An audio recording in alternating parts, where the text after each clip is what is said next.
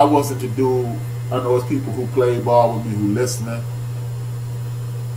We finally agree on something. My man, thank you, Big L. But I was not a person who participated in sportsmanship. I thought it was some sucker shit. I've done, shout out to my coach, Jimmy Fields. Shout out to Coach Woody Green, Fred Thomas, Mac at Westinghouse, Ray Shannon at Westinghouse. They taught me those principles. But throughout all my career, shaking hands after the game, I didn't give a damn about that. I hated it. Thought it was some sucker shit. But obviously, it's being promoted. Yeah, I don't think he. Yeah, I don't think he's a head coach. He's Ray Rose. He's Wade Phillips. He's an assistant coach. But even with that being said, as I spoke about it earlier in the program, him being respectful to Grego, eat rat poison for snacks, maybe. Y'all going hard in the paint, man. It's like Patrick University Shaq early days. But I just don't think, if you're going to participate in this universe, whereas sportsmanship, Rex Ryan is a better defensive coordinator too. Exactly, Rex Ryan is another one of those guys. If you're going to participate in this universe, whereas sportsmanship is part of the get down, for him to go out and diss him like that, I think that's kind of foolish for one on Chris Carter's part. And I also heard him make 10,000 excuses for Belichick over the years and things like that. Chris Carter seems to, when it's somebody from our community, he goes in extra hard.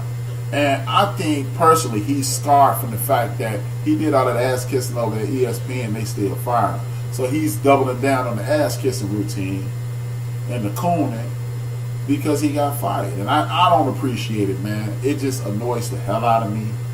And I'm tired of it. I mean, when we have platforms like Spreaker, iTunes, and other platforms, I just don't think when you are as popular as a Chris Carter, as popular as a Stephen A. Smith, as popular as a Jason Whitlock, why must you always go on the side of mainstream media, white America, or whatever you want to call it? Because I feel that those men are on television to represent us, one, and to stick up for us on the other hand, because even though we appreciate Tom Brady's game, we appreciate all the rest of these white boy quarterbacks, we know that when their mistakes are made, those mistakes are their reasons and their excuses. When we hear them talk about the other quarterbacks, they're always excuses. Nobody gives us reasons. And if you don't know the difference in a reason and excuse, the reason I throw that interception is because I didn't see the safety coming over the top. And I was trying to look him off and he didn't. That's the reason I threw the interception. The excuse is it was a whole bunch of pressure in his face, and then his offensive line had been doing this and doing that, and that's why he threw the interception. Now, you threw the interception because you threw the interception. So I think the Chris Carters of the world, the Charles Wilson, he's another dude who called Hugh stupid. And what makes you stupid about? I personally think it's stupid, but I don't think it's stupid because Hugh went over there and did it. I think it's stupid to go shake the dude's hand after the game because fuck you if we lost. And I don't want to shake your punk ass hand if we won. There you go. There it is. I wouldn't have seeked out Baker Mayfield, especially seeing when it was noted that he was okay with Hugh being let go. Okay, yeah, exactly. I wouldn't have went out and shake his hand. I wouldn't want to shake his hand either. I'm with Grego. You okay with the man getting fired? And then the thing is, we've gotten to the point where this is exactly what I'm talking about in regards to Chris Carter. Chris Carter and Charles Woodson and a couple other guys, they dissed Hugh for this, but you didn't kick Baker Mayfield in his ass for being disrespectful to a fellow coach, a former coach, And it's supposed to be the brotherhood of the locker room. Why ain't nobody just keeping this inside? That's the bullshit I'm talking about. And I feel those guys are on TV. Hugh does have class. Exactly. He does. Hugh has class. Damn, Greg, oh, okay, y'all kicking it. But I just think people like Chris Carter. I don't know if Charles Woodson has jumped into the sucker shit category, because I've only heard him say some sucker shit that one time, and maybe he's just caught up in the moment. But it's just amazing to me when you see Chris Carter. See, my issue is not that they have different point of views with me, because I'm accused of that frequently. Or just because they don't agree with you calling them these names. I have a problem with these dudes, not because they disagree with me, it's because you can disagree without being disagreeable. You don't have to call somebody stupid. Because, I don't know, man, maybe it's me, I'm hypersensitive in regards to that.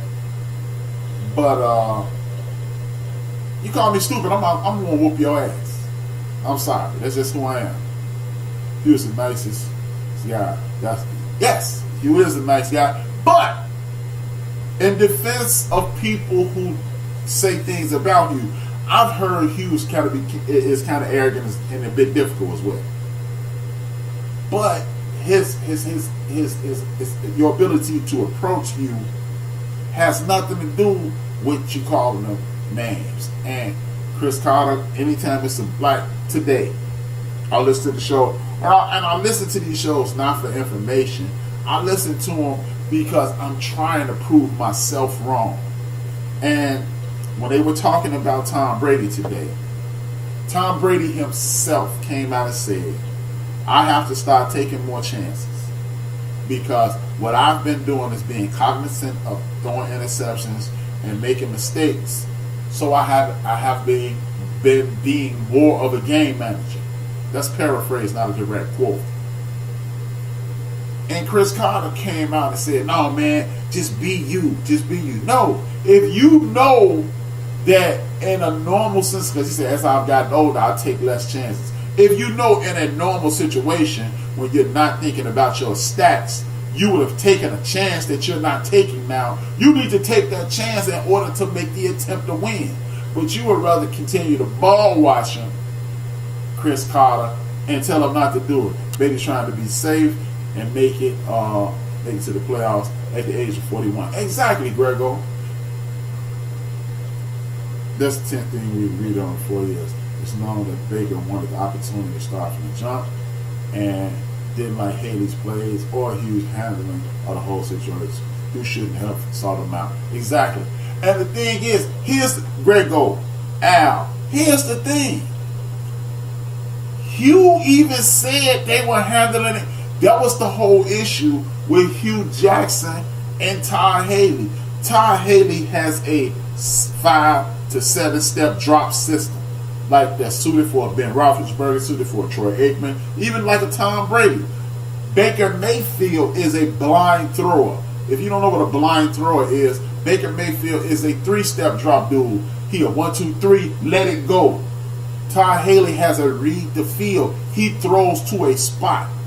Baker Mayfield is good because he consistently throws to a spot. He can throw to a spot. That's why he's good. I don't think he's good, but that's why he's effective. And he was telling the world, I wanted to switch over to that, and Todd Haley wanted to stay where he was. Baker is an average quarterback on his best day, if you ask me. Because I guarantee you, once the league, what's up, Shaka?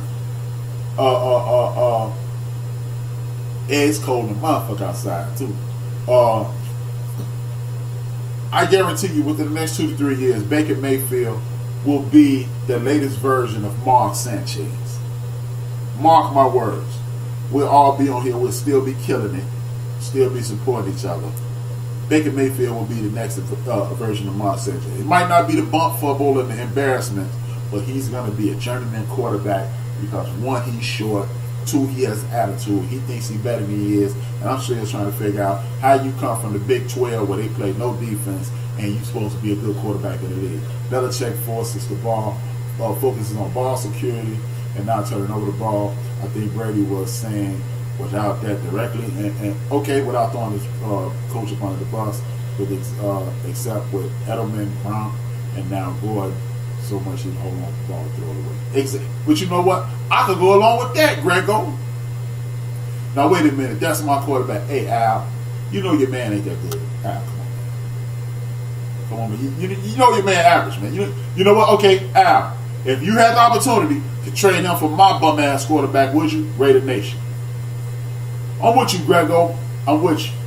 Because, and to be perfectly honest with you, I think Brady should have started his career with a new team this year. Because Gronk and Brady are the reasons Gronk and Brady are the reasons the Patriots are not looking as good as they normally would. It's over for Brady. In the words of Eric Dickerson, he an old ass man. It's over. When you get me at some point, bro, call it quits, man. I understand, and I'm a firm believer in play this game as long as you can. But look, this is an analogy I used before I moved to Spreaker, talking about Brady. I'm talking about all superstars. Every superstar in the history of the game. Every big time player that we hold in high esteem. When they are at the peak of their games, they are Wolverine. As they age, they become Logan. Still a bad motherfucker, but not the same bad motherfucker you start liking at the beginning. At this point, Brady is Wolverine. I mean, he's Logan. And when you become Logan, it's time to go. Because we only like you because you were Wolverine.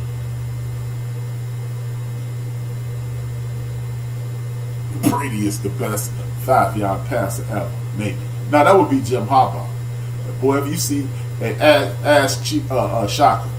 Back in the day when Jim Harbaugh played for the Bears, if that man threw a ball 6 yards, I think Mike Dicker would have took a shot at him. Worst coach ever. Definitely. Mike Dicker, overrated. Definitely. But you know I ain't lying. Baker Mayfield is not taking the Browns to no Super Bowl.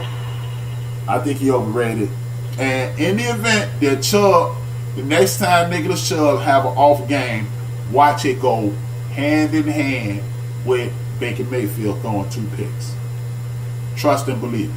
Everything that they say about Dak Prescott is true about Baker Mayfield. One of the reasons is these coaches, like I said earlier in the show, these coaches in the NFL do not cater to the players' talents. They have to stop trying to get you to do what they want you to do. If you are a round peg, create an offense for round pegs. If you are a square peg, then continue as you were. And they don't do that. College football coaches do that. That's why Urban Meyer could be successful with Tim Tebow. That's why Urban Meyer could be successful with Dwayne. Can't think of his name. What's the quarterback name out at Ohio State? Dwayne McSomething, whatever his name is. Right.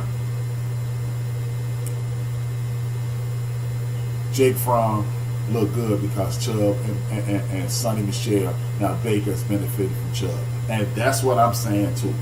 In the event that Nicholas Chubb does not, hey man, if y'all want to get a treat, speaking of Nicholas Chubb, you want to get a treat, look up the story on Nicholas Chubb. Just a little background. It's like Dwayne Haskins. 3 different type of quarterbacks. Urban Meyer, he's adapted with all 3 of them. Even that bum ass Alex Smith. Urban Meyer, let's not forget, Urban Meyer got Alex Smith picked first.